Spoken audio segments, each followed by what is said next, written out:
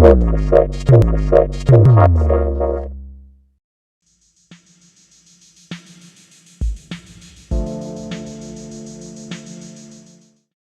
and welcome to CRUX Investor. We're here today with Daniel Major. He's the CEO of Goviex Uranium. Hello Daniel, how are you? I'm very good, and yourself? Not too bad. Now we caught up recently, Yep. A couple of months ago. A few things have happened since then. So why don't you give us a quick 2-minute summary on the business and perhaps what some of the things that you're up to at the moment.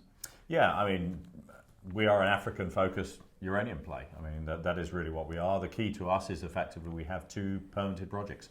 One in Niger, one in Zambia. We also have a third project down in Mali. The real focus is getting that Nigerian project up and running. We have a first mover advantage because of those permits. The real focus of what we're doing as a company is trying to bring down the operating and capital costs of that project. It's a pretty good project already, but we feel we need to do better. And our intention is with the rising uranium market, because we believe that's where we're going, this company is targeting building that mine in Niger. Fantastic. So let's start on a macro basis, just to kind of establish the playing field, as it were, for people perhaps are new to this before we get into the detail of what you're going to be doing. So describe the bull and bear markets of the past. And perhaps some of the parallels to what you see today. Yeah, I mean, the industry's gone through quite some changes. I think that if you look back where we were, until 1985, let's go back that far, this market used to run at a surplus up till 85. From 85 through to about 2007, massive deficit. You had that massive build coming through, and what you were relying on was the transfer of material from government stocks. Effectively, at that period, that's really where everything came from. There wasn't, the prices weren't enough to incentivize a lot of projects. At that point, uranium price went all the way down to 8, I remember, because I was at Rossing, and that was my last job, was to redesign Rossing to operate at 8. But effectively, it was reliant on all of that material coming out and feeding through. Perestroika in 91, obviously, was a major impact because you suddenly had the conversion of weapons across and the downblending of material. And that really carried on. And then you had, let's call it the bull run, but it was really a supply disruption-driven bull run that came through, which is, it was tightening up. You were getting less material coming through from the industry, from the governments. You needed more material to come on. Price started to run. Cameco had been building Cigar Lake at the time. That was supposed to bring in 10, 15 million pounds a year. It was ramping up, ready for that to come in, and it didn't. It flooded. And so suddenly the world market realized that it had lost well over 10% of its supply, and there was no backup. And that's why the uranium price went all the way up to 130. You then had steady construction. You've got to remember this period as well. We'd had Chernobyl, we'd had 3 Mile Island, but that hadn't really stopped the construction of reactors around the world. And 3 Mile Island really put the US onto a bit of a shaky ground. It slowed them down a lot, but the rest of the world was still continuous. You had this big growth coming through if you look at the sort of nuclear generation capacity before that. And that's really where we got to pre-Fukushima, which is the producers were now trying to catch up. There wasn't enough material around. It needed new projects. Some of the older projects that, like Cliff had already shut down. The US producers particularly had all disappeared, really, and you needed more growth. And then Fukushima happened. What Fukushima did was just wipe out 16% of the demand side. So instead of the bull market, which was really driven by a supply shock, and then trying to catch up, you then had a demand shock instead. It also had the other effect of stopping the Chinese construction ramp up. So you'd had that phase 1, phase 2 build through, and then they stopped for 2 or 3 years as well, while they looked at all the safety systems and said, well, we're not going to build anything, let's wait. So you had a hiatus sitting there as well. And the industry had to deal with that. At the same time, you had the whole green energy movement on renewables, and now, this was going to be, the new heaven. Everything was going to be for free, and nothing, we didn't have to pay anything. It was all going to be environmentally friendly. And I think that's really where we've got to now, which is there's a balance coming through where it's clear that the renewals are not the panacea that everybody hopes them to be. They have a place in this process, but at the same time, people are starting to understand that nuclear also has its place. It's very clean. It's very easy to bring in a lot of energy very quickly, which I point out when I talk to people. Diablo Canyon in California produces more energy every year than the whole wind fleet in California. California spent over $110 billion on renewables, and they're in the same place they were when they started. I saw an interesting comment the other day. More people die in half a day as a result of the coal industry than have died as a result of all nuclear incidents since the beginning of nuclear generation. Right. That's a big stat and a big claim. Yeah. Okay. Yeah. So let's come back to something you touched on there, which is the clean or green credentials of nuclear. Obviously, in terms of payload, it's what 20% of the US and something like that. So it's important to the US. It's important to a number of other countries. You've got some big fleets being built in China, Japan coming back on, France deferring. Yeah. So it has a place. It's not a case of instead of, it's as well as other renewables. Yeah. So why do you think it qualifies as a clean fuel? People talk about the byproduct, the toxic waste, as it were. What happens there? How does that get dealt with? Yeah, people fixate on the waste, and I think a large part of the problem here is that people have seen too many Hollywood movies and zombie movies and whatever. The ability, firstly, the waste volumes are tiny, right, in relation to everything else. You are talking the average person in their whole lifetime will not generate enough uranium to fill a Coke can. Okay, first point. Second, actually, it's pretty easy to get rid of, insofar as long as you've got the right areas to dispose of. Vitrification, which is what the French do, which is basically turn it into a big glass block. Right. So nothing can leak out of it, and then you can bury it in the ground. Right. It isn't going to leak out. The Americans do it in large concrete cases, and they do a lot of work on the type of concrete they're going to use. This stuff can actually be stored incredibly safely. But at the same time, people completely forget what's on the other side of this. What's going to happen to all these solar panels? The US has no regulations on solar panel recycling at all. Right, interesting. They only last 20 years. They've all got to be trashed and restarted. And a lot of them actually can't be recycled because of the way they laminate them.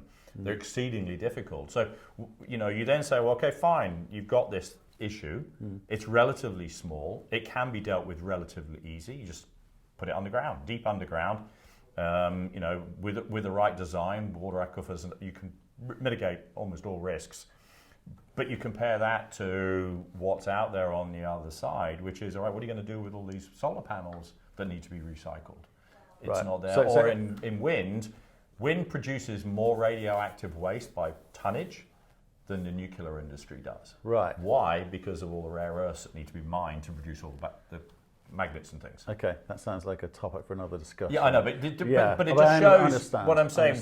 People fixate on this issue, but you've then got to look at it. So energy has a lot of need for regulation, for sure. So let's take it back, away from nuclear, back to uranium. Yeah. So clearly, again, staying on the macro just for a bit longer, the price, the fully loaded price of getting uranium out of the ground, I think the Atomic Institute said something around $55, $60. Yeah. Right? Today's spot price, a lot less than that. Yes. So that's one of the fundamental problems for the industry as a whole. Yep. What's going to change? So this is the problem that the industry has been dealing with, and the other problem that you have adding into that is if you look forward where we are today, the physical nuclear generation is back pre-Fukushima levels. Okay, so you're back where you are. You've got China now currently committed to 8 reactors a year being built between now and 2030. Okay. Wow. So that's a lot of reactors coming on. I think you've got stability over most of the other regions. And they've got the designs nailed down. They're pretty well standardized. Right. Okay. And that's one of the things they've done is really brought down the construction timeframe. So you've got this growth profile. It's somewhere between 1.5% and 3%. Okay. But at the same time, you've got a whole series of older mines coming to the end of their lives, including the 2 next door to us in Aretha. Okay. So it's about 20% of world production in the next 10 years will just go. These are projects that have reached the end of their resource life, gone. And you've got the growth on the other side.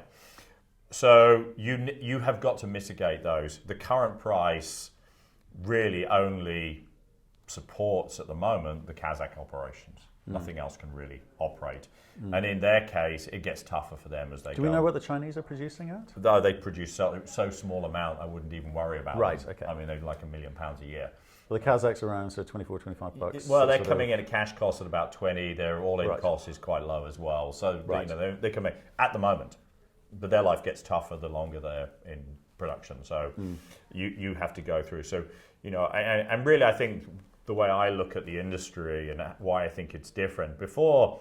And we saw this in the copper industry, if you remember when we had the copper boom. 80s. The copper boom ran because the inventories ran out. Yeah. And that's really what happened with the last boom that happened in our industry, is that the inventories ran out.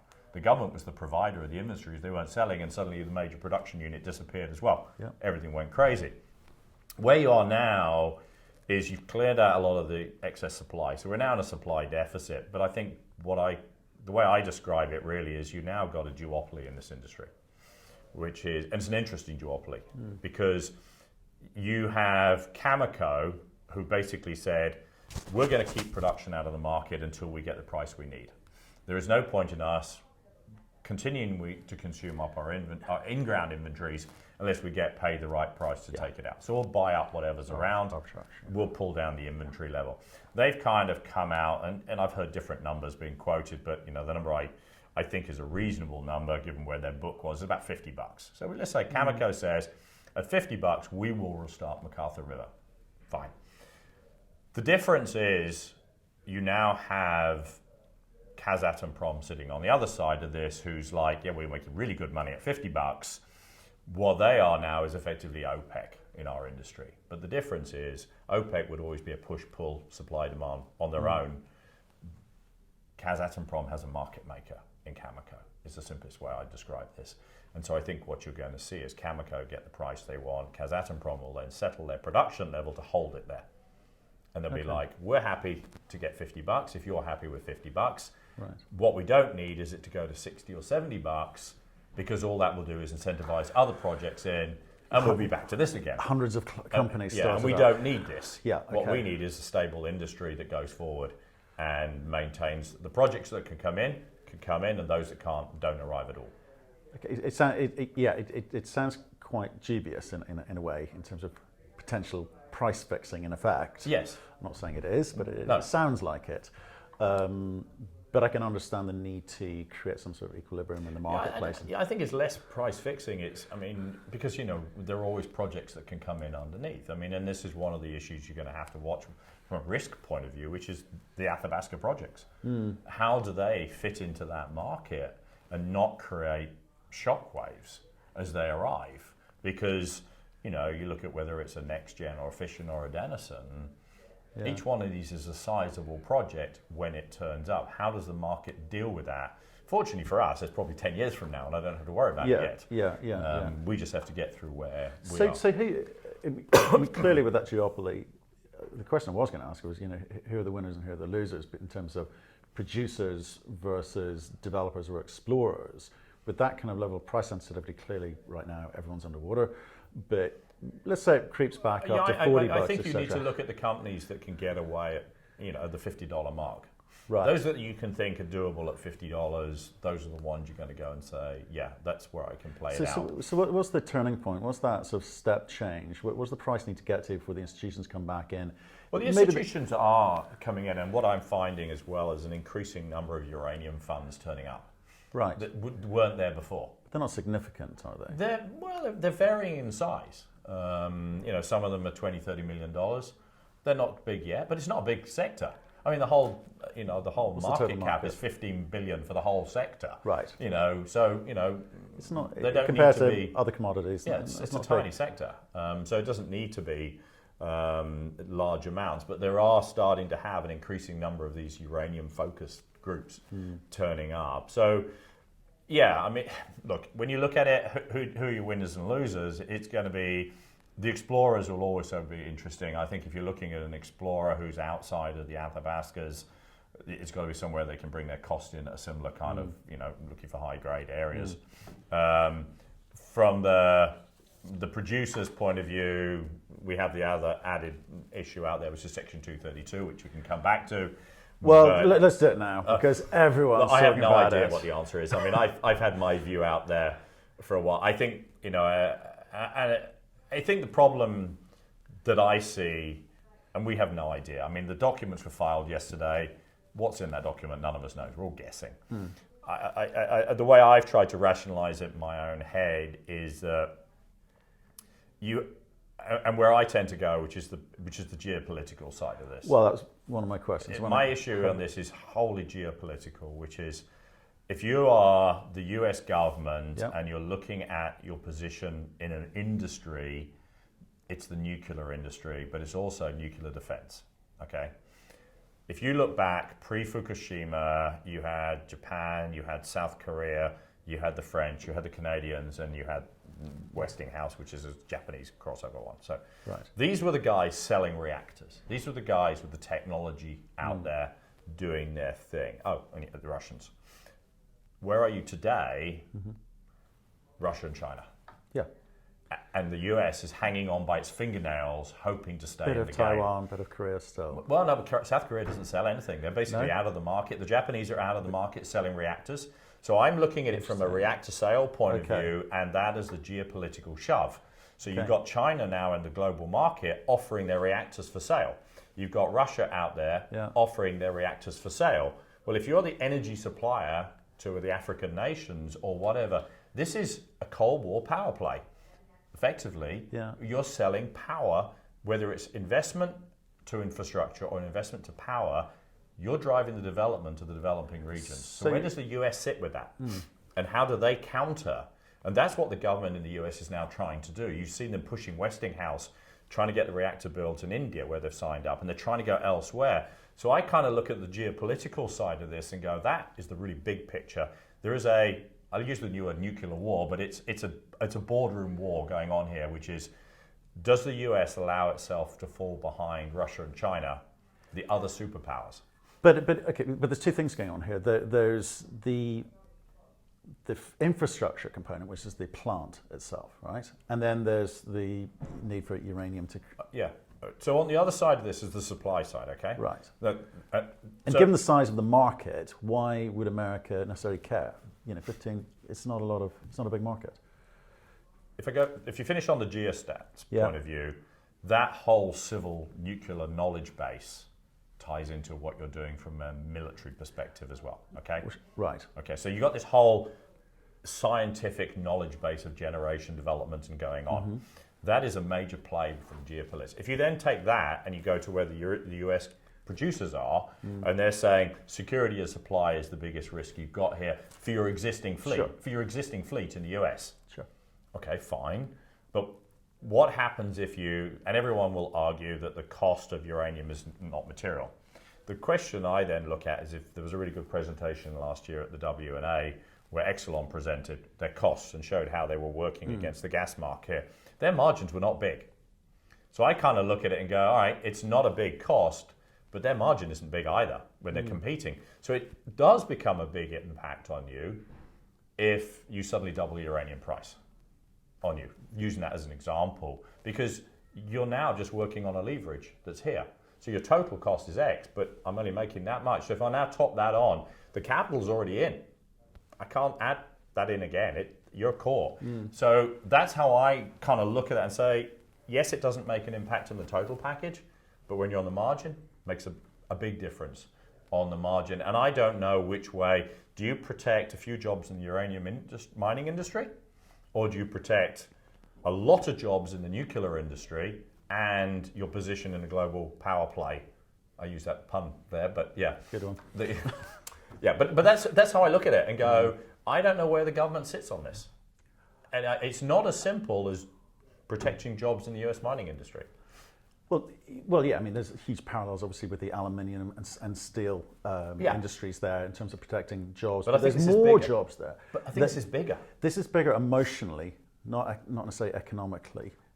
Yeah, it is, and but that's why I say I think it ties back to the whole superpower play.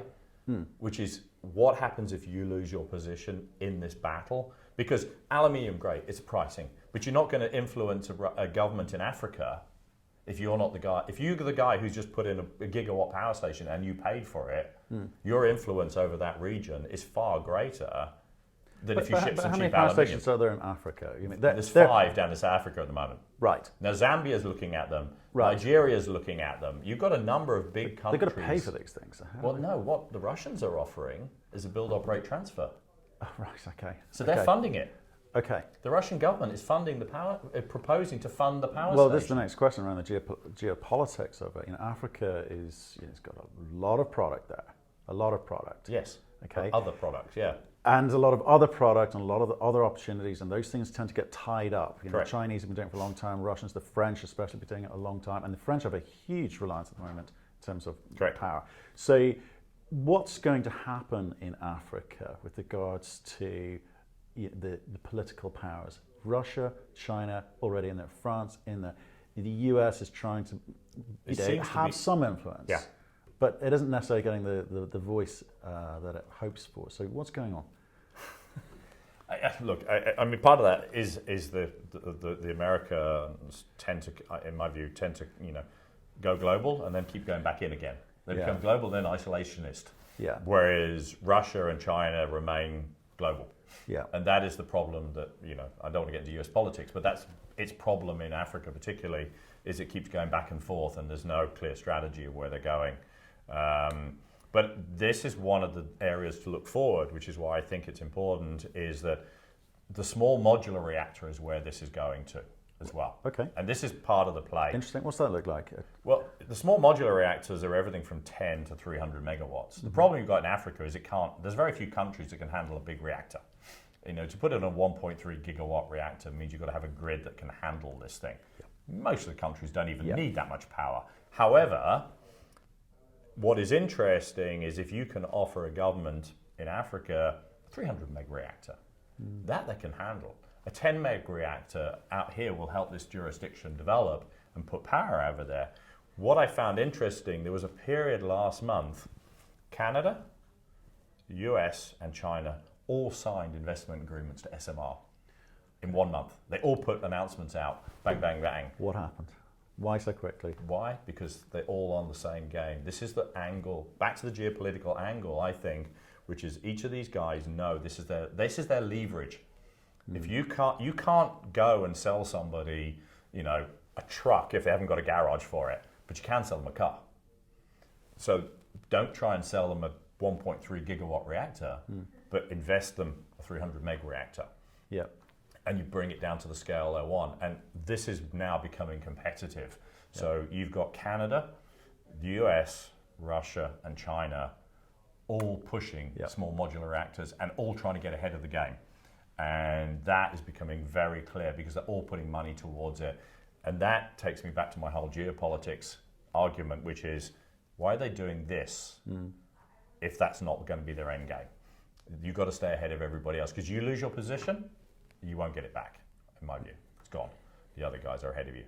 It's interesting. Again, I think that's probably something we can talk about at great length in another discussion, because it's fascinating. I'm not sure anyone has the answers. No, I don't think anyone has. It's interesting to discuss. I don't think anyone has, but I think that's where we're going as an industry, and it's the overplay that sits on top of everything else. Yeah, interesting. So let's bring it down. Yeah. Okay, let's get it, because we need to get to Goviex and what you were doing. Yep. So let me start with, so how many companies how many juniors are there in this space at the moment? There's, I think, a total of 50 companies in total in the whole sector. Right. Including Cameco and Kazatomprom. Right. You strip those two out, and then you're down to the juniors. Right, okay. Pretty well. Yeah.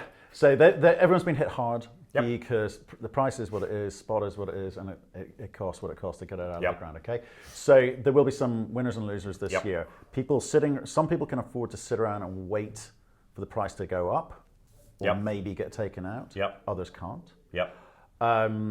So as I say, that's going to be a question of the long game potentially there, because no one has as many experts quite tritely say, we know we're right, the price will go up, we just don't know when. Okay, exactly. So which is a sort of a disingenuous statement, really. We're always right, but in this case, people can sense that the price is moving, stocks aren't.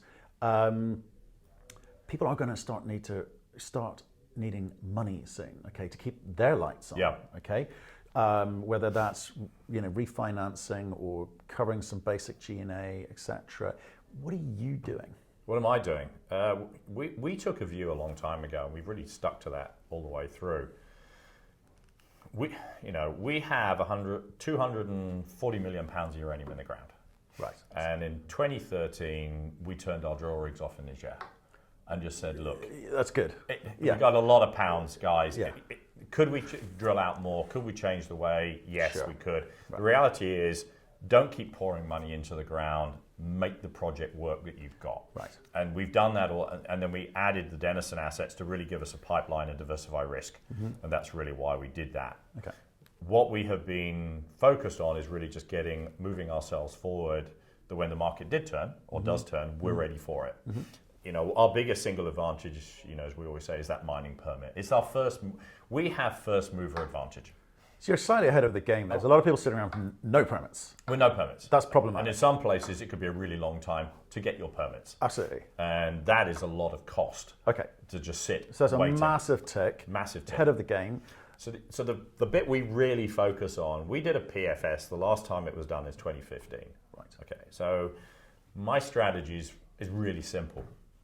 What can I do to that PFS to make it way better when it turns into an FS? Got it. And that is exactly what I'm doing at the moment. So there's four things you need to build a project. Okay. An FS, the debt, the offtake, and the equity. Those are the four things you're going to need. All four are totally interrelated. You cannot do one without the other if you want to do this properly. You could do an FS on its own and just stand there and wait at the end, but then you've invested, $4 or $5 million, and then you're sitting there waiting. My strategy has always been that FS waits until we're ready to build the mine. And at that point, that's what you deliver to the banks, because that's the project you're building. About 20% of the FS is actually the costing. It's actually getting the detailed costs, procurement, how we're going to move stuff. There's no point in saying it's going to cost me X, but how's it going to get from country A to Niger on the mine site? That is the bit you're doing at the end, and why it costs so much to do the costing bit at the end. And I don't need to do that until I'm ready to build the thing. So what we're doing now is literally, I sat down with the technical team at the end of last year when we signed up SRK and SGS, and I use them because they got a lot of experience and they understand how I work as well. And I literally said, guys, here's our project. It works at this metal price. All right. What can we do to it to get it down to $45? Right.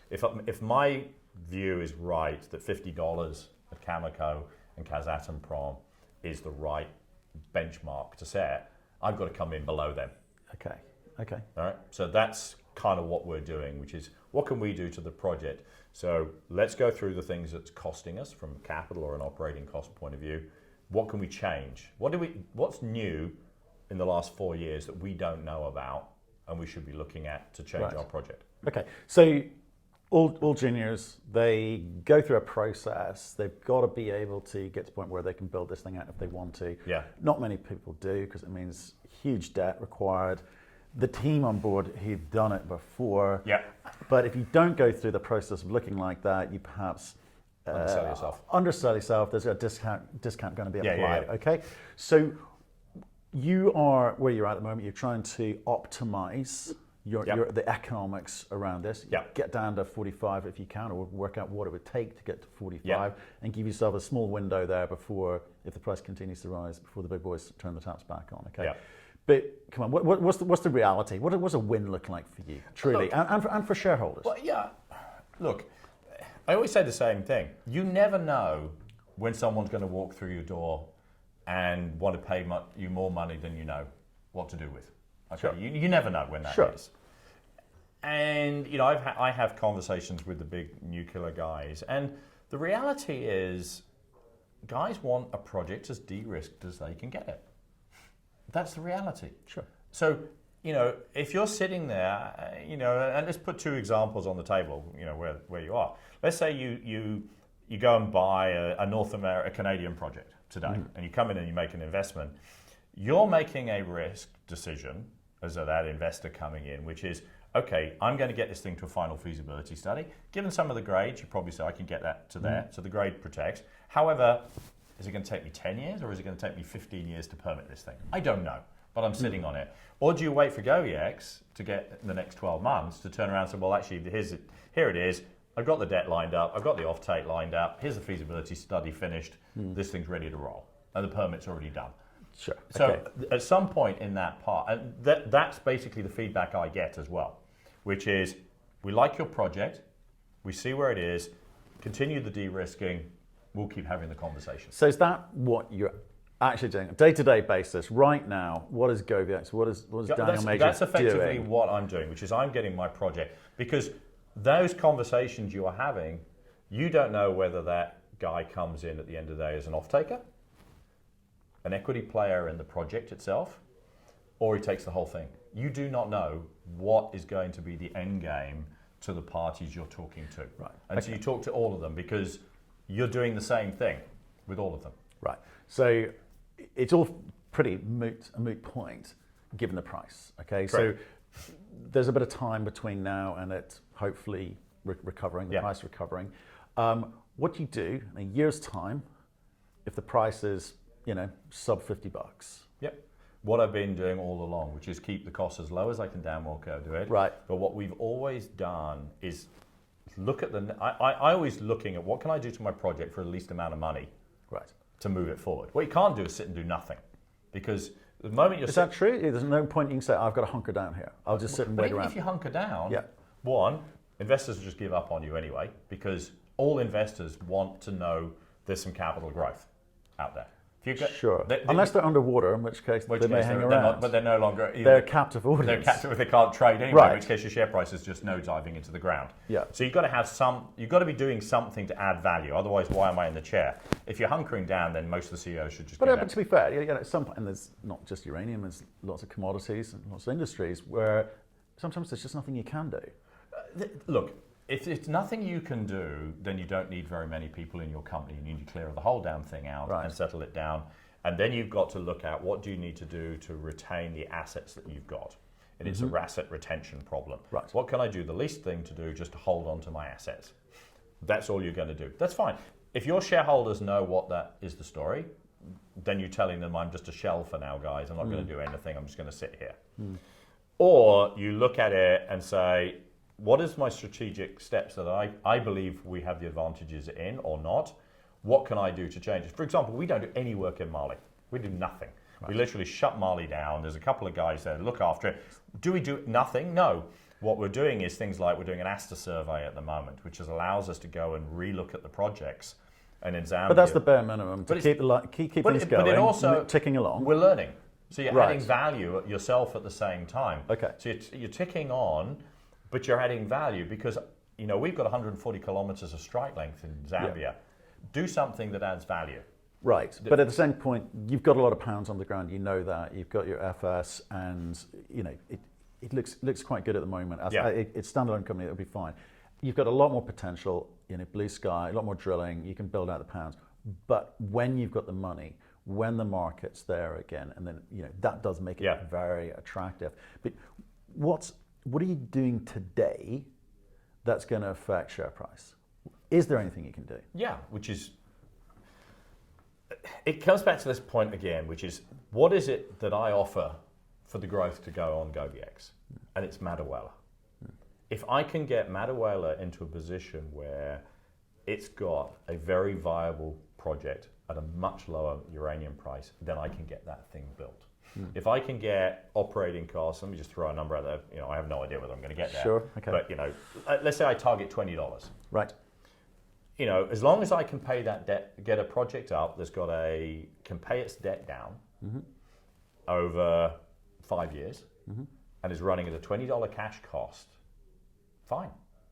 That project that company is now up and running and is going forward from that point onwards. Because the one advantage we have in Niger is I've got acres of exploration ground. So I can just keep drilling for the next open pit mine, which is going to be probably next to Madawaela. We just move up one across onto the other and we just keep growing the project out exponentially as we go forward and you're generating cash. you've got to have a look at where you can take the thing forward, and that's why all of our effort really is on the metallurgy side. Right. The other thing, which is one of the options I always get asked, well, what about Areva's project next door? Can't you do something with Areva?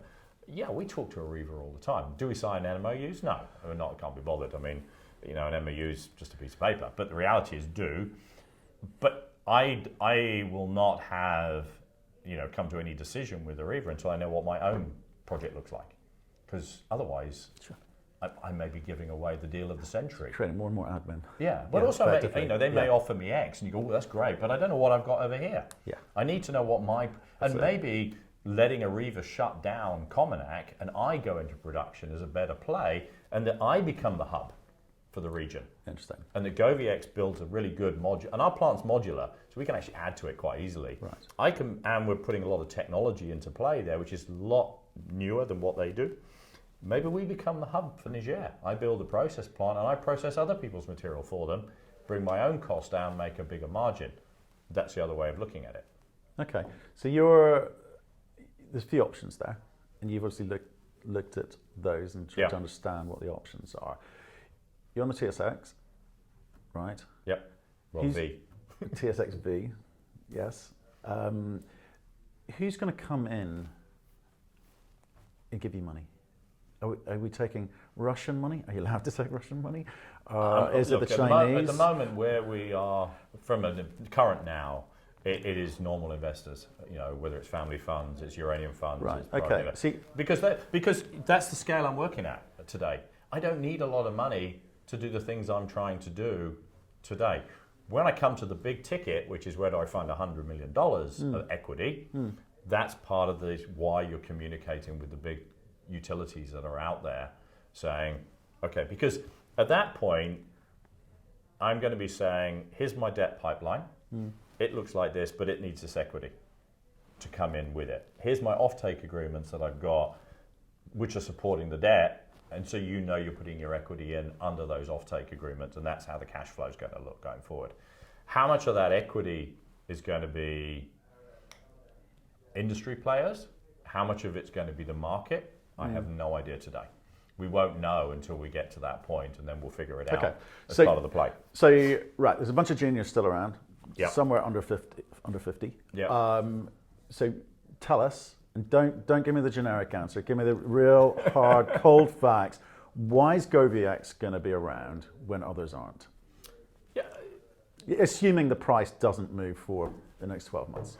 Look, Goviex has really good projects. Right. I mean, at the end of the day, they are really good projects.